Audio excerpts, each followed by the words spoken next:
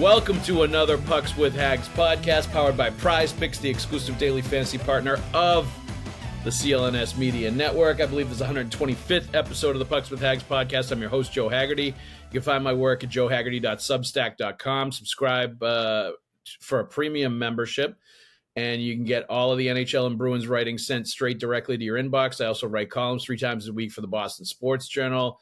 Among a talented crew of journalists there covering all of Boston sports. They get you covered in every single sport and team, so go check out bostonsportsjournal.com. Today on the show, we have the New England Hockey Journal's Evan Marinofsky, who you also know from Bruins Beat, from Nesson Television, all kinds of different places that Evan's popping up these days, including cover stories in the New England Hockey Journal for the new cover boys there in Hockey East, right, Evan? Yeah, well, Diver had that one. Mark Diver wrote that story. We every year for the college magazine, which just came out, Diver always gets the cover. He gets that story. We always make sure he has that. He's like the Lester Bangs of Rolling Stone for the New England Hockey Journal. Yes, he's the professor emeritus for college stories, and so he's great.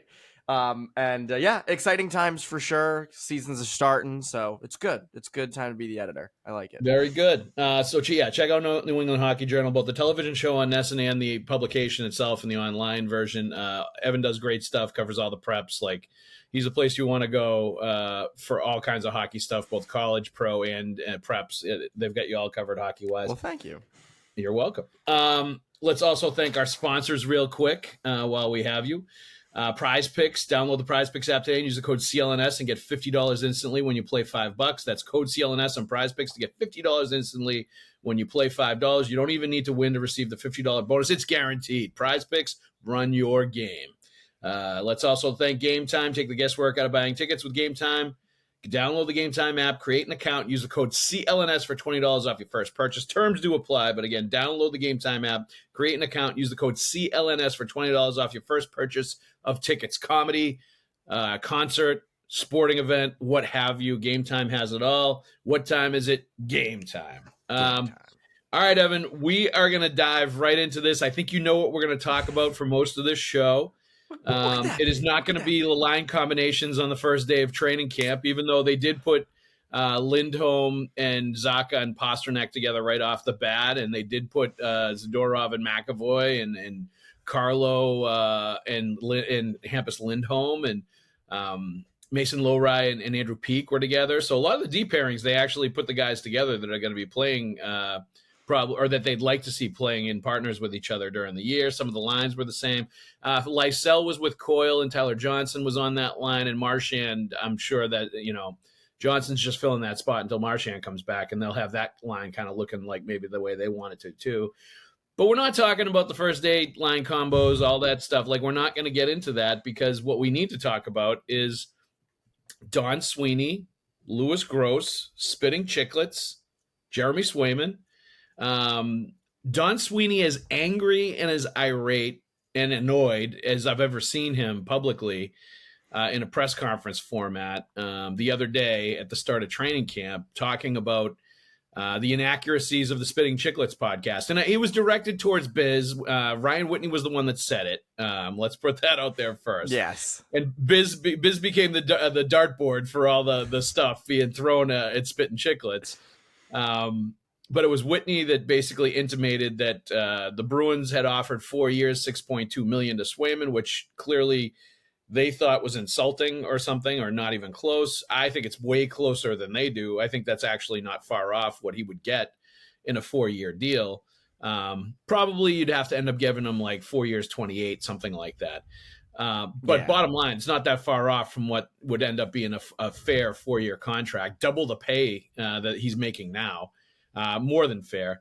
But it was more that they said that Sweeney and the Bruins had not been returning Swayman's phone calls or Louis Gross, the agent's phone calls, for 3 weeks, and hadn't been returning calls, was not communicative. There wasn't an open line of communication between the two sides. And Sweeney was pissed at that, said it was inaccurate and that he didn't appreciate it. And like he obviously Sweeney knows the move there is to target Spitting Chicklets and to go after the media and to kill the messenger and to attack the messenger.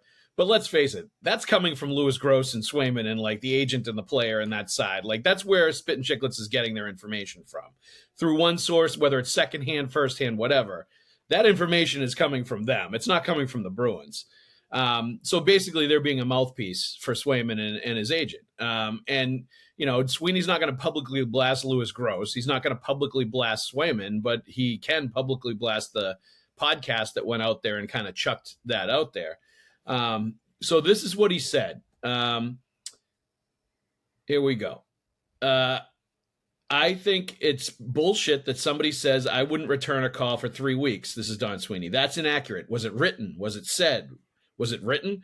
I will tell you, I listened to the podcast. As I said, my son loves Paul Bissonnette, and thinks he's fabulous. He's a great entertainer. Okay, at the end of the day, they're inaccurate, and that's okay because that's all part of the business nowadays. It's okay if you turn around and say it's your opinion or your belief and such, but don't report it as fact. That's all I'm asking. And, you know, to Biz and Spit and Chicklets' defense, the segment is called Rumor Boys. So, like, they're kind of letting you know right away that it's rumors rather than, like, fact. But still, there's a lot of people that listen to that podcast. You know, in this day and age, more than anything else, like, stuff that's said on TV, on podcasts, like, stuff that's said in any media venue is kind of taken as fact by a lot of people. Even stuff that's like a friggin' Facebook post that like looks sketchy as hell, a lot of times people will take as fact. It's just there's a lot of gullible people out there that will take what they see and what they hear as 100% concrete fact rather than doing any thinking for themselves to try to discern if it's fact or not fact.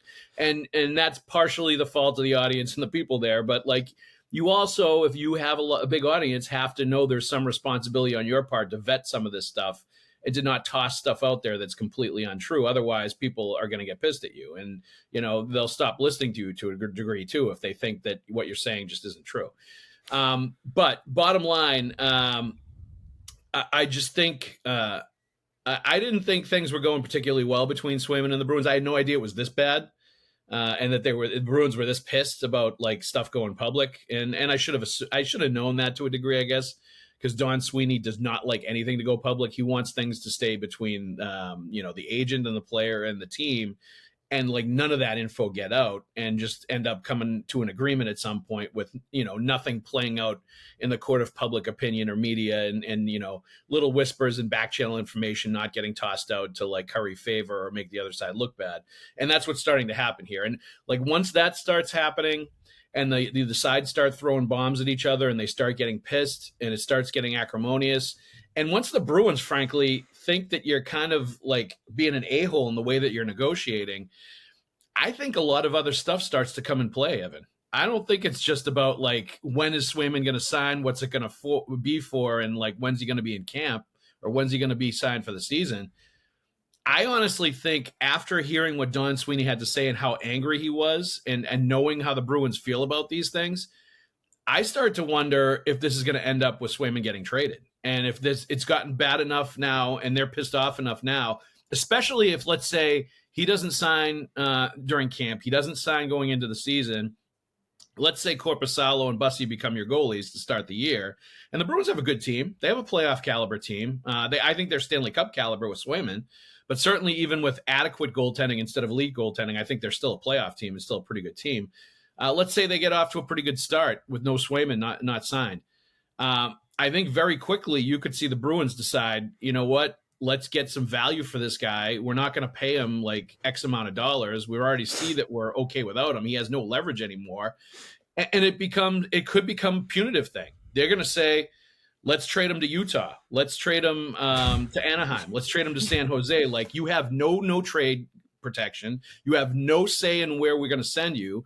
We're going to remind you that you're only an RFA, that you have no leverage. And if you try to F with us, we're just going to send you somewhere like you don't want to go, show you how the other side actually lives in the NHL. Because I think Swayman's been spoiled being with the Bruins, and he doesn't realize there's a whole other reality out there where, like, we were in training camp, right? And we were in media availability, and the players were coming out from this one session in the dressing room.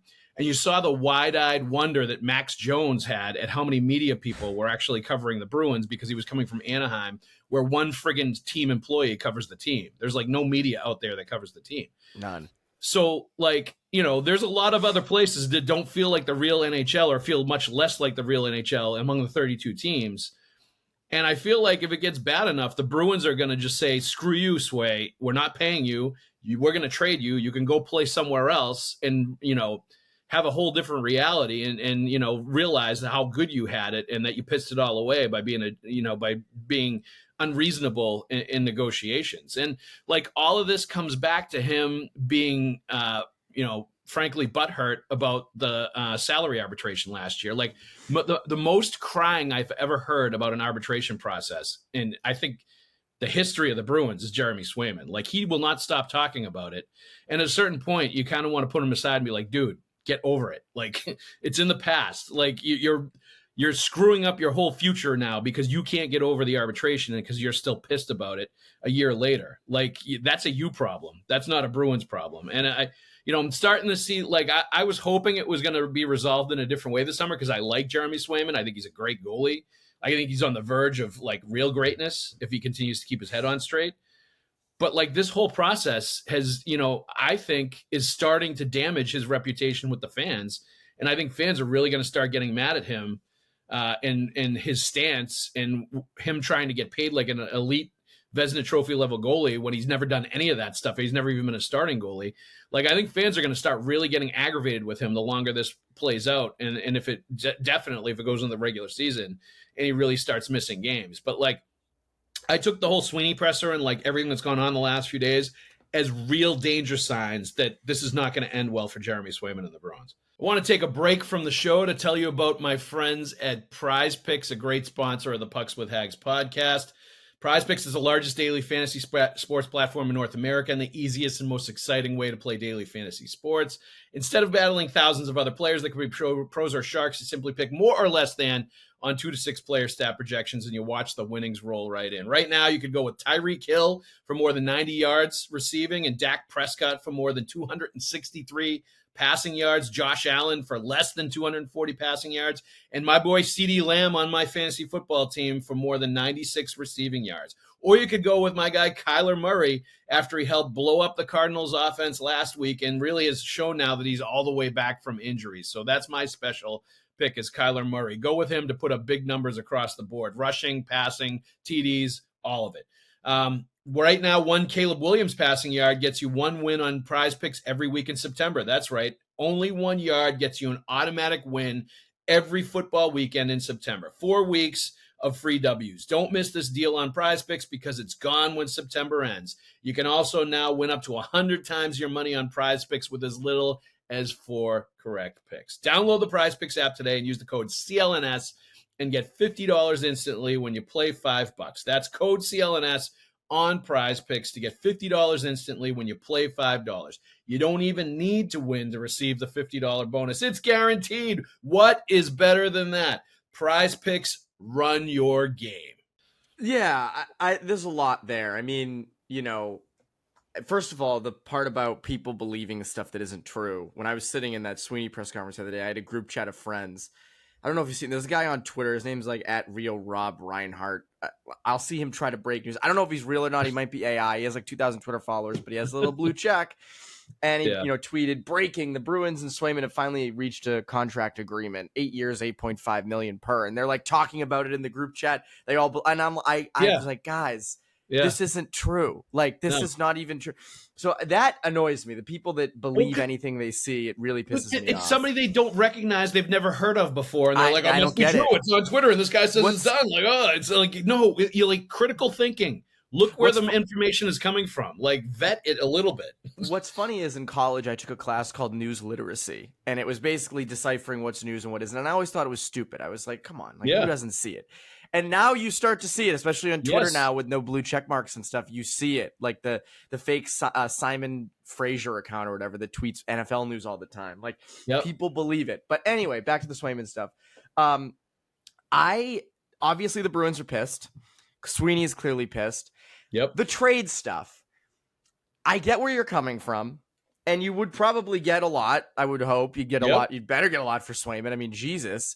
Well, but are you really? Let's say Anaheim, for instance, Evan. You deal them to Siberia in Anaheim and say, good luck, kid. Go out to California in Anaheim where like nobody cares and you're going to play into half empty crowds. They could get Gibson, who's perfectly good and would be fine. And they could get like Zegras and they could get something else. Like you could get useful players if you wanted to. But those are spare parts. I think you could get useful players and draft picks for Swayman if you trade them. So if you want to get like firsts or high-end prospects that are truly high-end, not like Zegras. We've talked about this before. Oh, I'm sure they'd get prospects too, but I'm just saying to fill the salary cap. Like this is the thing. If they're trading him somewhere, they have to find something useful that's going to fill up the 8 million, 7 million they had earmarked for him. Like you're going to have to find somebody that you can add to this team. That with the space that you were going to use for Swayman. So it's going to be an NHL piece that's like a Zegras type player. And it's going to be like a really good draft pick and a prospect. Like you're going to get good value for Swayman if you trade him. I have zero doubt about that. I agree, but I worry that you're trading him out of spite and you're setting yourself back. And I don't like that. And I get the sentiment. I do, but it's not unless spite. The deal is Evan. Awesome. It's not spite. It's more like sending a message that if you act like an a-hole in negotiations, we're just going to trade you. Like organizations have to do that. I think when people really like turn it into a circus, like, and when it becomes a selfish, like circus event where like you're willing to like make everybody look bad to try to get the money that you want. And it's kind of unreasonable. Like when the negotiations turn a certain way, that's bad. I think as an organization, especially the Bruins, I think you're going to say like, we just need to get rid of this guy because this is going to send a message to the rest of the team that this is how you can operate and do business with the Bruins, and we're okay with it. And at a certain point, you have to say, we're not okay with that. And if you start doing that stuff, like, we're just going to ship you out. It's like there's a famous, like, and I'm not saying Swayman is, I'm not saying Swayman's an a-hole because I think he believes what he is trying to get. I think he believes he's earned it. I think he believes what he believes. Like the righteous path. You know what I mean? Like, he thinks he's doing something, like, good for him, good for other goalies, like, all that stuff. Like, whatever. He believes he's in the right, and I respect that. But from the Bruins' end, they've always had kind of a no a-holes policy with that team. If you're selfish, if you're a jerk, if you're not team first, like if you're any of that stuff, we'll just get rid of you.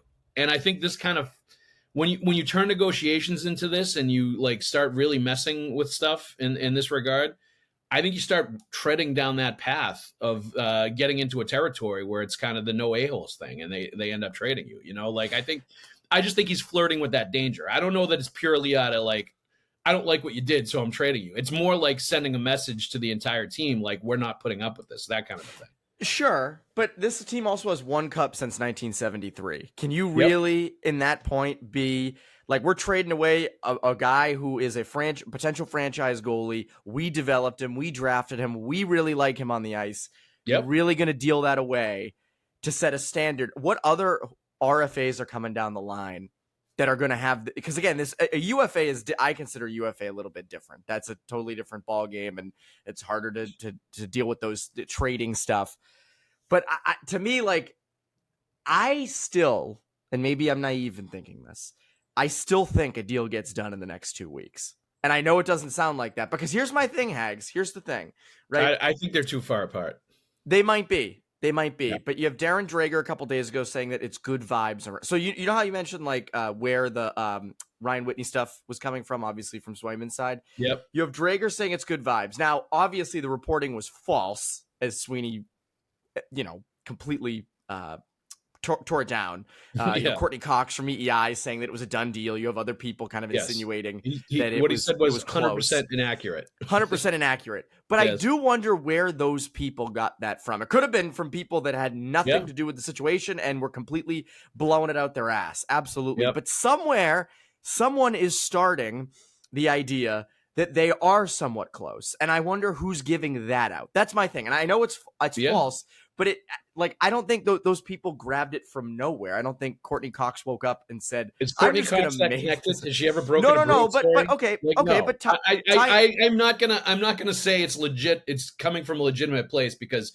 somebody named Courtney Cox on WEI throws something out there that was completely false. Like, Ty Anderson tweeted out, Bruins news expected shortly. This, I know. My point is, Ty does it, but like let's say what Ty does. Ty does it in an extremely vague way where it could be anything that it, you could attach like I was right about this because I threw this vague thing out there, like when everybody was expecting something to happen. Like I understand Ty's connected, no question. Ty, the people talk to Ty, but Ty does it in a way where he can't be held accountable if nothing happens. You know what I mean? Like if something doesn't go down. So it's like a half measure of what Ty throws out there too. So I wouldn't really put much stock in that either. Like sure, but I somewhere, and I agree, it's been wrong. I like completely. Yep. But like that's where I wonder, like, where is that stuff emanating from? Where is that sentiment coming from? I just, again, because like you're right, the Bruins are clearly pissed. The Bruins, Sweeney is disappointed that the deal hasn't been done yet. He's mad at their side, clearly. You and I sat here about not a month ago, a couple weeks ago after Marchand's quotes at that press conference. We wondered, are those thinly veiled shots at Jeremy Swayman? Yep. All that stuff. I mean, it's clear what Swayman's doing is not the Bruins vibe. It has never been. But to trade him, like that's, again, and if you're getting a great return, if you're getting a return where it's like, oh yeah, you got to do that, obviously. But if it's just like Larry David and Curb opening up a coffee shop next to Mocha Joe's for a Spike store, that's where I'm like, I hate that because that's setting you back. That's setting you back. And you're not Larry David with a ton of money. So the Mocha Joe commercial or the commercial for the coffee shop going against Mocha Joe's is one of my favorites. Yes. The star-studded commercial. It's a great reference, but like I said, I don't think it's necessarily out of spite because that's not how Don Sweeney works. He's not going to do it because he's angry. He's going to do it because it's what they have to do to keep the culture of the Bruins going. You know what I mean? I think there's a danger of losing the culture of the Boston Bruins to a degree and losing what's been, I think, a machine that's worked really, really well. If you give him what he wants and you give in to the behavior and the tactics that they're using negotiations wise, I think it becomes problematic. And look, I'll go back to what Marchand said when we asked him about his contract at the golf tournament, and he said there's too much respect between my side and Don Sweeney's side for you to ever hear anything. You'll never hear anything about our negotiations. And I continue or that was captain's practice, not the golf tournament. I continue to think that was a message to Swayman, and that was a message to the way he was operating. And that was the captain saying, like, you're not doing the right thing here. You guys need to zip it and like get the deal done and stop making things public. And I think it's not just the management. I think there's like some Bruins players that probably aren't happy about, the way things have played out too, just given the way they like to run the operation and the way the culture is there. So like, I just think at a certain point, I'm not saying it's going to happen tomorrow because I think it's going to play out. I think it's still be repaired at this point. I still think if they find a middle ground and they find in both sides become reasonable about it, I think they can find a deal, whether it's, like I said, 4 years, $28 million, $7 million a year. I think that's a very fair deal on sort of a semi-bridge contract to get you to the bigger deal later on. Kind of, Swayman would be betting on himself to a degree. And then could really cash in as an unrestricted free agent in his late 20s if he performs the way he thinks he's going to and the way the Bruins think he's going to. So, like, that one I think is reasonable. You could even, if you went to 8 years with him, I think you could reasonably see, 8 years, like, 56 million, something like that, like high sevens, right? Mm-hmm. Maybe 8, maybe. But I don't think the Bruins are going to do that. I don't think they are going to go that far with a guy that's never played more than 44 games, that's never been a number one goalie, that's never won a Vezina or even been a finalist, that's never even gotten really serious Vezina consideration. You don't get the 9.5, 10 million. Like, you don't get the high eights unless you've played 60 plus games in a year. Well, that stuff unless is insane. You've been a Vezina trophy. We've talked about that. I mean, that stuff is nuts. Like, the fact that, like, it's just not, that's not worthy of that money. No, but that's why, like, it's a completely unreasonable stance that they're taking, that they should be paid that way when they've done nothing to, like, be in that neighborhood. And I think people, like, after just, like, throwing it out there, like, it's not our money, just give him 8 years, 64. I think Bruins fans are waking up now and looking at it and being like, wait a minute, like, has he done anything to earn that kind of money? Like, has he, like checked any of the boxes that those other goalies have checked to get paid like that? Like, I see some people tweeting me and saying like he has to get a huge deal now because if Shesterkin signs a massive deal, he's going to look like a fool if he settles for like less money. It's like, are you trying to compare Swayman to Igor Shesterkin right now? Is that what we're doing? Like, because he's not there. Like, he's not in that class yet. Like, he's not. Or Bobrovsky, they were using him, and like he's got a contract coming up too, and like, he's going to get paid. Bobrovsky's won multiple Vezinas and a Stanley Cup. He is nowhere. Bobrovsky's like a Hall of Famer at this point. Yeah, when he signed that deal, I think he had a Vezina or two at that point. He had two before he even signed that contract. So that's what I'm saying. Like, the guys that have all got the huge money contracts have the body of work to demand that kind of money. Jeremy Swayman's not even close. And like, on its face, if he were just demanding the money and he wasn't coming off of it, that's one thing. But now that like stuff is starting to come out and getting leaked, like that's a different level. Like once you start going down that road, I think you're going down a path that like what I was saying before, I don't think he's going to get traded tomorrow. I don't think he's going to get traded during preseason. I think they're going to continue to try to negotiate and get him into camp and like repair any damage that's been done and rebuild the bridge. But like I said, I think if this plays out and like that, this is realistic that it's going to play out into the regular season now because Don Sweeney started throwing December 1st out multiple times during that press conference, which tells you that they think seriously that he's going to hold out into the regular season and that maybe Swayman's not even going to sign until like by the early December, late November. So he gets a year of service time and because he has to sign then or he can't play this year. So they believe it's going to be pretty serious. Like he's going to hold out into the season. If it turns into he holds out into the season, he misses a ton of time, he signs right before December 1st, like a 1-year contract, they're going to trade him. They're not going to keep him around. I am telling you right now, they're going to trade him somewhere. He does not want to go. It's going to be a message type deal that's going to set a tone to everybody else. Like, do not negotiate like this and tell your agent not to negotiate like this, or this is what's going to happen. And they love Swayman. They love his competitiveness. They love his mindset. They love that he's driven to be great. They love the way that he's performed. I've been a big fan of Swayman. I've been one of his biggest proponents and biggest fans all along because I really believe in the kid and I think he's a star goaltender. And I've thought that way. Like way before anybody else, I wanted him starting over Ullmark in the playoffs. Like I was saying at the beginning of last year, even before he played as well as he did. So like, I believe in the kid, but like, I really think it doesn't matter that he was drafted and developed and that they believe in him and like all that other stuff. If it gets to a certain point where he's really hurting the team and he's really like kind of being selfish about the whole thing and being unrealistic with what he wants for a salary, they're going to friggin' trade. I'm telling you right now, I think if it goes into the regular season and it like becomes a protracted thing, especially if they do okay without him and they're still winning games in a playoff spot, they're going to deal him. I think they're going to deal him just to send a message to everybody else. Like, this is not how you act. This is not how the Bruins do business. Well, I mean, if they go up to the December 1st deadline, he signs a 1-year deal. That's soured. I mean, that relationship is toast. If that's the case. I mean, that is cut in half. That's where I do think but you're not going to. If it gets to that point, Evan, I don't think you're going to see like a 3-4 year. I think you're going to see a 1 year deal. No. I agree because if you are not finding common ground on November 1st or November 15th, like you are never finding common ground on that. Correct. To me, by the way, Utah, beautiful skiing. Anaheim, beautiful weather. So I mean, he's I know what you mean. Like he would probably, Swayman would probably like eat up Utah. I'd love Utah. Are you kidding me? It'd be like, please trade me there. The tough part is like, you mentioned like if they go into the season without a deal, and it seems like that's realistic. I'm not quite there yet on thinking that's the favorite, but I agree with you in that I think it absolutely could happen now. Whereas I think before Sweeney spoke, I would have said, no, it's getting done soon. It'll be fine. Like it always is.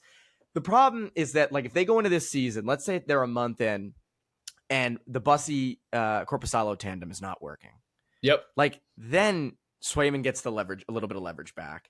And it's like, can you deal him in that sense? Probably not. In that case, you probably can't. So, and I agree, the team in front of them is good. I think it's absolutely realistic that tandem of Bussy and Korpisalo could actually be okay. Yes. Are you winning a cup with them? Probably not. But like, I do think they could be okay. But in the event that they're not okay, Yeah. this is when you have a tough time trading him because, like, damn it, we need him. But on the other end of it, like I said this to Connor yesterday on Poke the Bear, like if goals are going in left and right and pucks are going in that should not be going in, you're gonna have guys like McAvoy in the defense. You're gonna have, Marchand in the forwards be like, what the hell, dude? Like, we're losing to the Red Wings 5-4 because, Korpisalo or Bussy can't stop a beach ball. By the way, this has not happened yet, obviously. Like, they could be great. Yep. But in the event that it's not, like, you have the team souring on him, but you can't trade him. Whereas if they're good and they're fine, it's like, oh, our systems are good. We got Jay Leach fixing the defense, blah, blah, blah.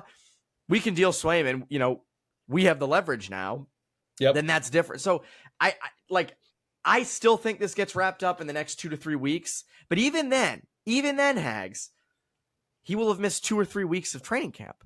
So he's starting the season behind the 8 ball. And I know that he trained all summer, but reps in training camp and practice are still reps in training camp and practice. We'll be back to show in a minute, but let's thank our sponsors right here. And then right now we've got Game Time. Do you remember your first NFL football game? I do. I remember going into the New England Patriots and the Cincinnati Bengals. It was 1985.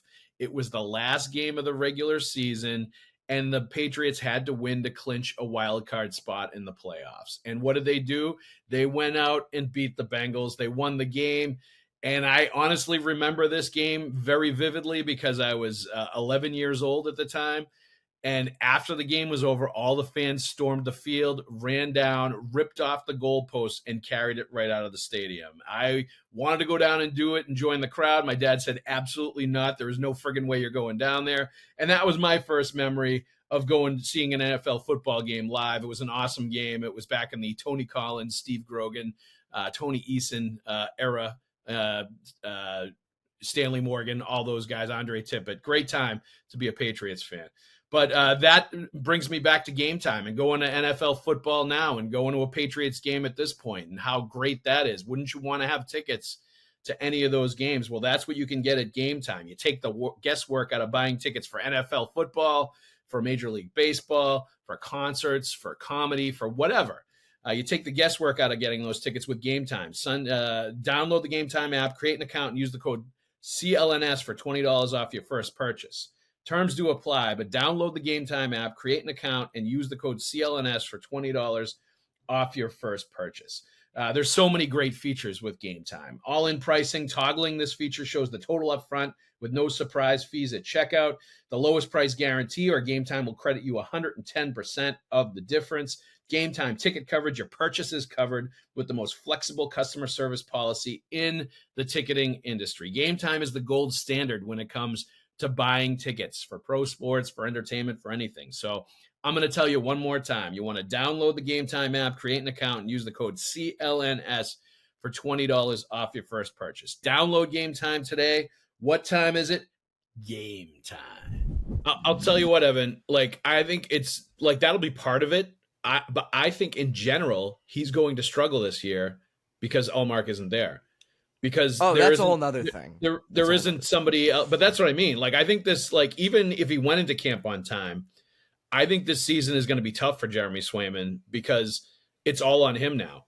And if he goes into a little tailspin for a couple of games, you don't have Allmark to go to throw in there to stop the bleeding or stop the losing streak and take the pressure off. This is going to be a much different mental and physical challenge for Swayman, and I think there's going to be growing pains associated with it and performance pains associated with it too, where I don't think he's going to have as good a year as he did last year because it's a much different situation. And I think that is part of the consideration too. Has he ever faced adversity at the NHL level? Because Allmark has always been there. I don't think I'm forgetting he's always had a Vezina Trophy partner. Even when he was there at the end of the year when Tuukka was there, he's always had a super well-established goalie next to him when he's been on the Bruins roster, that they could go to, and it was kind of like a security blanket. So it's going to be a much different thing for him to be the guy and have a guy like Korpisalo, who's obviously experienced, as his backup. That's probably why he wants the big money, though. Like that, I think that is a big part of it, where it's like, well, he has the leverage. Like he thinks he has the leverage right now, and he kind of does to a degree, and he certainly did up until training camp. Like until the start of training camp, he had all the leverage. I think he could have really fought to get the most that he could get. But I think now, as training camp goes on, they brought in another veteran goalie on a tryout thing to fill his spot in camp. Like as things start to go now, you're going to see the Bruins shift perspective and be like, we're just dealing with the guys that we have here, and Swayman can go like do whatever he's doing, and we're moving on without him. Like, and he's being left behind here. And I think you're going to start to see that approach. And you know, I think the leverage starts to go away from him. And the big one though will be like what happens once the regular season opens. Like you're right. If Korpisalo and Bussy struggle, if they're the reason Bruins are losing games and they look like a weak link, yeah, there's going to be some leverage there for Swayman to, you know, for the Bruins to cave a bit and to give Swayman a little more of what he wants. But is it going to get to a point where they're going to sign him to like an 8-year, 9.5 per year deal like McAvoy? No. I don't think that's ever going to happen. I think they would trade him before they would. 8 years, 9.5. Imagine they end up signing that deal, and it's like, what are you McAvoy doing? deal that supposedly he wants, you know, which still doesn't make sense to me. Like, how as a goalie do you ask for a defenseman deal? I don't know who does business like that? I don't know. But I think they'll never give him that kind of money. And I don't think any team would give him that kind of money, frankly, based on his track record and what he's done in his resume to this point. Like he's in line. The closest thing to a comparable, and I've said this a bunch of times, was Saros right when he was at the end of his partnership with Pekka Rinne. And he, at that time, signed a 3-year, $15 million deal, $5 million per year, before he signed his huge deal now. And after he signed that 5-year, $15 million deal, he had a couple of seasons where he started 60-plus games, played really well, proved he was the number one guy because Rinne was retired and gone, and established himself. And that's how he got the 7-year, 7.75, like whatever he has now. And that's kind of like the where Swayman is right now. He's at that deal before the big deal, you know? And but I think the Bruins could cave to a degree. And I think giving him $7 million a year on a 3 or a 4-year deal is caving to a degree. I think that's giving him more money than they probably should, and he probably would, you know, is supposed to get market wise based on what other goalies have gotten. But I think they would do that in order to keep like things going, to keep a good relationship going on the ice between Swayman and the Bruins. But I think that's not even like the fact that Spit and Chicklets was talking about the 4-year, $6.2 million offer, which Don Sweeney never said that wasn't true, never countered that as inaccurate or anything. So I got to assume that that's actually what the Bruins were offering, was 4 years, $6.2 million a year. True, he did not refute that. They never contradicted that. So like, but the Spit and Chicklets acted like that was a complete insult to Jeremy Swayman, lowball. Like, how could they even offer something like that? And I don't think that is lowball at all. I think that is pretty reasonable, maybe a little short of what you're going to have to end up paying him to get him signed, but certainly a decent starting point anyway, to getting a deal done for like a semi-bridge contract, like a 3 or 4 year deal to get you to the big deal the next time around. But I think it seems like just the way the Spit and Chicklets treated it, the way it must have been presented to them as information from whoever gave it to them, whether it was Swayman's agent, like somebody else in their camp. Clearly they thought it was insulting, or they thought it was well below what it should be too, and not even worth like discussing. Well, they also had that end of it. They had the money, and then they didn't talk for 3 weeks. Like right. that was, I think that was the big part to that deal. Right. Because I agree. Right. I think ultimately like 4 years, 7 is probably what you're going to have to be at. And you are overpaying a little for him now. Yes. I completely agree. But you're in the hopes that in 3 years, that $7 million is either worth it or cheaper. Yes. I would also add, and I know, if they did deal him to Utah or an Anaheim or one of these lower tier teams, San Jose, that would, or who? San Jose. San Jose. Oh my God. That'd be Hockey East. That's Hockey East West now. It would be. But if they were to deal him to one of those teams, his numbers would take a huge hit. Of course. Huge hit. and then his value would be lower. So like there is that. I agree with you. I think the Bruins, if shit gets real, as it seems to be doing, and we get to the regular season, you do have to threaten the guy with being traded and say, look, you want to go to San Jose? You want to play behind AHL defensemen and 19-year-old number one centers? Like, you be my guest. You have fun with that, 2.94 goals against average and like, a 908 save percentage, facing the most amount of shots in the NHL. And you go can see have how fun the with other the next half contract. lives. You can see how the other half lives that you haven't known because you've always been on really good Bruins teams and been in a really good organization that values goalies. And like, Evan, those bottom feeder teams that you wouldn't want to get traded to, those are the ones that need a goalie the most, Those are the ones that would be vying most vociferously for a goalie. They're the ones Didn't the Sharks just get the Predators like top goalie prospect? Didn't he go there? Yes, okay, but they don't have an established guy. Yes. No, they don't. And then you have Anaheim with John Gibson, who again on a pretty big deal, and he's sort of underperformed the last couple of years. And then you've got Utah. I don't know who the Utah goalie is. Yeah, Utah definitely needs a goalie.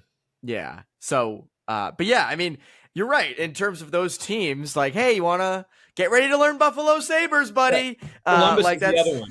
Columbus is another one you can deal with that also needs a goalie as well. So I would hope, if we're going to deal with this, if we're going to talk trades, I would hope you would at least get that team's first round pick for this season. Yeah. I would hope. Yeah. Like, you better get that. You better get a legit NHL piece, too. You mentioned, like, filling up that salary cap space. Because, again, I don't want to trade Jeremy Swayman, at least as of right now. Again, if things get really sour in the next month, talk to me then. But I don't want to trade Jeremy Swayman. I think he's too valuable to this team. But if you are going to trade him, you better freaking get value. And you better be getting a top first-round pick in next year's draft. And, you think about a team like Columbus or Utah or Anaheim. You're in the running for a James Haggs. You better be in the running for a guy like that. Like, and if in 5 years the Bruins have a number one center, but they don't have their number one goalie, you can live with that because you get a guy like, and again, we're dealing in complete hypotheticals, and it would be awesome if the Bruins get a James Haggs. That would be terrific. It would be great for you. Be terrific for me. You kidding me? That would be like chef's kiss. But I do think you should be getting the highest of the high value. And we talked about this with Olmark, when we debated back and forth, now the getting Korpisalo that trade is like the crown jewel. You got a veteran goalie that actually ended up working out, Haggs. You fell into that. That wasn't your point at the time, but you did end up falling into that. But I do, if you're going to trade Swayman, you've got to get the highest possible value. You have to. It can't just be a dump. And I don't think they're going to. No. It has to be legit assets that you're getting in return for a goalie like that. And I think you would, because I think everybody recognizes the talent there. It's just a matter of and I'm sure there would have to be some certainty that he was going to sign some kind of a deal in order to give up certain, given the way negotiations have gone, that would be part of it too. That he would have to be reasonable as far as what he was looking for in a contract. So I think that whole part's going to be interesting. But that's a bridge they could cross. You'd have to sign him. It would probably end up being a sign and trade where you would have to sign him to the 1-year deal just to get him in and then trade him somewhere. And then they could sort of deal with the next phase of trying to negotiate with him. One other thing, just real quick on the trading stuff, I just looked this up. So Askarov was the guy who got dealt from Nashville. This was again in August. He was traded for forward prospect David Edstrom, goalie prospect Magnus Krona, who used to be with Denver, very good goalie, and a conditional first-round pick in the 25 NHL draft. It was acquired by San Jose from the Knights, so now it's with the Predators. So they've basically got a forward prospect, a goalie prospect, and a first. Now that's for a goalie prospect. That's for a guy who doesn't even have the Swayman experience level. No. So you'd have to imagine Swayman's deal would be double that trade, or tenfold. So it would be much higher. Hopefully. Yes, it goes without saying you'd have to get legit top drawer blue chip assets if you were going to trade Swayman. It wouldn't be out of spite in terms of we'll take pennies on the dollar for this guy to get him out of here. No, you'd get good value. Have fun in the KHL, Jeremy. In return. KHL. But I feel I honestly feel like we have to have this conversation now because I think that door has been open now where it wasn't open before based on the way negotiations have turned. I think I'll talk about any guy getting traded, Haggs. We're in the podcast. Me too. But Evan, it was purposeful and eye-opening when Don Sweeney mentioned December 1st twice during that press conference. Yes, I agree. The fact that he's put the onus on Swayman. and not opening night tells you there was real trouble going on here and there were real issues, and they are preparing to not have him for the first few months of the season, which tells you that things have gone seriously sideways and anything could happen at this point. And I think trades are definitely a realistic end game based on how ugly things have gotten between the two sides, how acrimonious things have gotten between the two sides. All right, Evan, thank you very much for joining us. Let's thank our sponsors real quick. Prize Picks. You can now win up to 100 times your money on Prize Picks with as little as 4 correct picks. Download the Prize Picks app today and use the code CLNS and get $50 instantly when you play $5. You don't even need to win to receive the $50 bonus. It's guaranteed. Use code CLNS on Prize Picks to get $50 instantly when you play $5. Prize Picks, run your game. Take the guesswork out of buying tickets with Game Time.